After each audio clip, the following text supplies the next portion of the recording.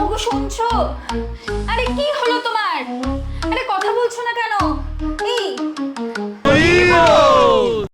বটকৃষ্ণ হরিবোল, এ কি বটকৃষ্ণ তুলল নাকি পটল? চলুন ফ্ল্যাশব্যাকে গিয়ে দেখি কি হয়েছিল গন্ডগোল।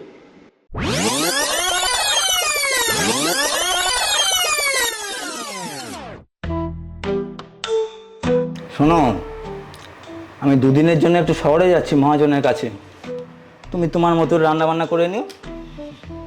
শোনো না, তুমি যাচ্ছই যখন তাহলে আমার জন্য সোনার হারটা নিয়ে এসো। সে কি, সোনার হার পরে তুমি কি করবে? তুমি দেখতে পাচ্ছ না হারটা নেই বলে আমি কিছু পড়তে পারছি না গলাতে। না না, তোমার সোনার হার পরে কোনো দরকার নেই। এখন যা দিনকাল পড়েছে আর যা চারদিকে চোর ডাকাতের উৎপাত, দেখা গেল তুমি সোনার হার পরলে তোমার গলাটা নিয়ে চলে, বা হারের বালাটা পরলে হাতটা নিয়ে চলে গেল। ওই জন্য আমি ঠিক ভরসা পাচ্ছি না। আর তাছাড়া আমি চলে গেলে সবই তো তোমার, অত চিন্তা করার কি আছে। আমি আসি। হ্যাঁ কিপটে বুড়ো কোথাকার। হ্যাঁ, কিছু বললে? না না, কিছু বলিনি, তুমি সাবধানে যেও। হ্যাঁ, ও হ্যাঁ, আরেকটা কথা বলার ছিল, ভুলে গেছিলাম। শোনো, এই যে দুদিন আমি থাকছি না, এই দুদিন তুমি তোমার বাপের বাড়ি 14 গোষ্ঠীর লোকদের নিয়ে এসে এখানে ভূত ভোজন করিও। এমনিতেই যা তোমার গোষ্ঠী, এই মাসি, এই পিসি, এই মামা, এই কাকা, ওই দাদা। তুমি আমার বাপের বাড়ির লোকজনদের নিয়ে এই সমস্ত কথাবার্তা কেন বলছো? বাপের বাড়ি থেকে তো শুধুমাত্র বাবা মা, ভাই আর ভাইয়ের বউই আসে, আর তো কেউ আসে না। না না, আমি সেটা বলছি না, আমি সবাইকেই ভালোবাসি, কিন্তু ব্যাপারটা কি জানো তো, এরা আসলে আর যেতে চায় না, এই জন্যই তো সমস্যা। যা গিয়ে, আর তাছাড়া যা খরচা বেড়েছে, এখন এরকম ফালতু খরচা না করাই ভালো। এই দেখো, আমি আবার কথা বলতে বলতে দেরি হয়ে গেল, আমি আসি। হ্যাঁ, দুগ্গা দুগ্গা। এই রাজেশ, বটকৃষ্ণের বাড়িটাকে না হাতাতে হবে, বুঝলি তো? আর তোর দ্বারা তো কিছু হলো না, বটকৃষ্ণের বোনটাকে পটাতে পারলি না। শোন, বোনটা না হেভি জিনিস, ওটাকে পটাতে হবে, বুঝলি? তাহলে আমরা ওখানে যাচ্ছি। হ্যাঁ, আর কোথায় যাব? এই বলছি, শুনলাম বটকৃষ্ণ নাকি বেরিয়ে গেছে। হ্যাঁ দাদা, দেখলাম তো রিক্সায় করে বেরিয়েছে। তবে দাদা, ওই বুড়োর বউয়ের সঙ্গে তোমার এই লটর বটর জানতে পারলে কিন্তু কেলোর কীর্তি হয়ে যাবে একটা। ছাড় তো, কিচ্ছু হবে না।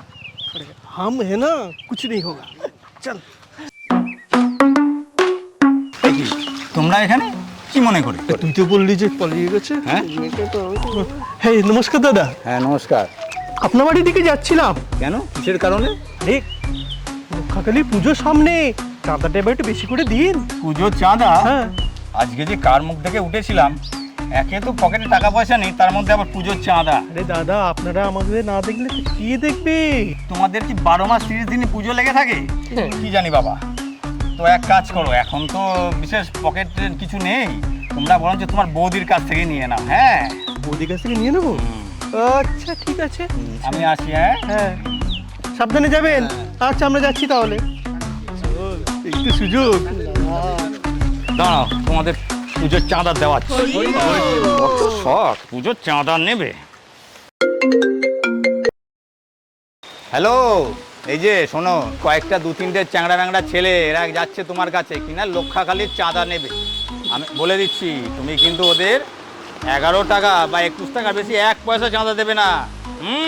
একদম টাকা পয়সা নেই, যত বাজে খরচা। রাখলাম। হ্যাঁ। বৌদি, ও বৌদি, চাঁদার জন্য এসেছিলাম। চাঁদা লাগবে তো? হ্যাঁ, দাদা ফোন করেছিল। ভেতরে চলো, চাঁদা দিচ্ছি। আসছি। এই তোরা যা, ওই চাঁদা নিয়ে আসি, সন্ধ্যাবেলা ক্লাবে দেখা হবে। বুঝলি না কি, আজ ওয়েদারটা খারাপ, মনে হয় খুব বৃষ্টি হবে। চল পালাই। রাই, তুমি বটকৃষ্ণের বাড়িটা হাতাতে পারছো না? তোমার কি মনে হয় ও আমাকে বাড়িটা দেবে? আমি তোমাকে লিখে রাখছি, ও কোনোদিন এটা করবে না। আরে বিয়ের সময় না কিছু সামান্য গয়না দিয়েছিল, সেটা লকারে ঢুকিয়ে রেখে দিয়েছি, আর ওই লকারের চাবিটাও না আমাকে দেয় না। আমার কি প্ল্যানিং বলো তো? কি প্ল্যানিং তোমার? এই বাড়িটা ভেঙে না 60 তলা অ্যাপার্টমেন্ট করবো, 50 থেকে 60 কোটির একটা বিজনেস হবে। তুমি ভাবতে পারছো? তুমি আর 50-50 পার্টনারশিপ নিয়ে সোজা বিদেশে সেটেল। ওই বুড়োটা মরলে আমি শান্তি পাই, কবে যে মরবে কে জানে। তুমি বিষ খাই মেরে দাও না। ইস মানি ব্যাগটা নিতেই ভুলে গেছি। এ কি রাই, তোমার এত খাই?